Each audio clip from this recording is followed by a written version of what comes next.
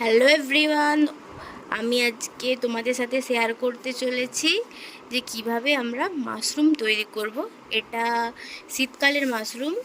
আর তোমরা যদি এখন কেউ তৈরি করতে চাও তাহলে গরমের বীজটা এনে তোমরা মাশরুম তৈরি করবে। চলো তো প্রথম থেকে তোমরা দেখতে থাকো কীরকম কীভাবে মাশরুম তৈরি করি। যদি ভালো লাগে তাহলে লাইক কমেন্ট করো।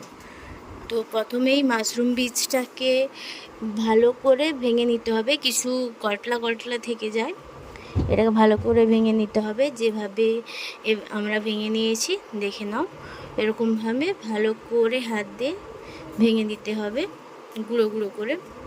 এই দেখো ভালো করে ভাঙা হয়ে গেছে। আর যদি গটলা গটলা থাকে তাহলে ওখান থেকে হয়তো অনেক বেরিয়ে যাবে, তাই গটলা গটলা করে চারিদিকে ছড়ালে তাহলে একটু একটু করে অল্প অল্প করে বেরোবে।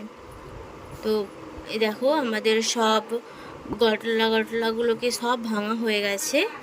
এবারে তোমরা কি করবে, যেটা শীতকালে যেই খড়গুলো হয় ওই খড়গুলো তোমরা মোটামুটি একটা বিটের জন্য 14 বিড়া খড়ের দরকার। ওই 14 বিড়া খড় আগের দিন 2 আঙুল করে কেটে 1 আঙুল করে কেটে কেটে সেটা ভালো করে কুচিয়ে চুন জলে 12 ঘন্টা ডুবিয়ে রাখতে হবে। পরের দিন ওইগুলো ভালো করে ভিজে মানে শুকনো করে, যাতে জল না থাকে কিন্তু ভেজা অবস্থায়, যেরকমই তোমরা ভিডিওতে দেখতেছো ওটাকে করবে। তারপরে ওই স্পুনগুলোকে 4 ভাগে ভাগ করবে। 4 ভাগে ভাগ করার পরে ওই একটা চিকচিকা দেয়, ওই পলিতে ভালো করে পেছনে একটা গিঁট বেঁধে যাতে রাউন্ড শেপের হয় তার ভালো করে এই খড়গুলোকে দেবে। প্রথমে দিলে তারপরে কিছু স্পুন দিলে, যেভাবে আমার মা করতেছে দেখে নাও। তো 1 ভাগ দেওয়া হয়ে গেছে। এবার ওরকমভাবে ছড়িয়ে ছড়িয়ে দেবে, চিপে চিপে দেবে যাতে ভালোভাবে ভর্তি হয়। এই দেখো তার উপরে আবার একটা খড় দিয়ে দিচ্ছে, খড়ের স্তর দিয়ে দিচ্ছে। এবার দেখো, এবার আমি তোমাদেরকে দেখাচ্ছি কিভাবে রাউন্ড শেপের দেবে। দেখো আমি তোমাদেরকে দেখিয়ে দিলাম।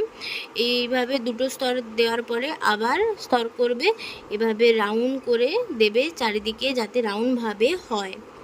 এই দেখো পুরোপুরি এরকম 4টা স্তর দেওয়ার পরে উপরেও খড় দিয়ে আঁটি করে চিপে চিপে দেবে।